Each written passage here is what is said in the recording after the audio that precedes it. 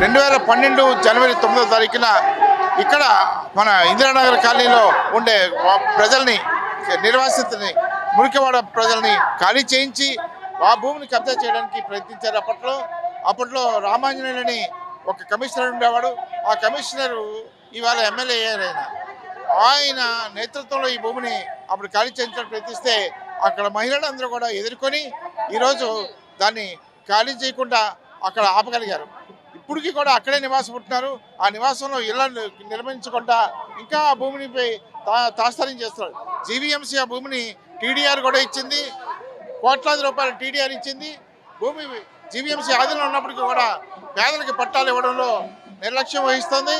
దానికి నిరసనగా ఈరోజు పెద్ద ఎత్తున మురికివాడల ప్రజలందరూ కూడా ఇవాళ కార్యక్రమాన్ని తీసుకొని ఇవాళ ఎట్టి పరిస్థితులను కూడా ఈ నివాస హక్కుల్ని సాధించాలనే ఉద్దేశంతో ఇవాళ ర్యాలీ నిర్వహించడం జరిగింది.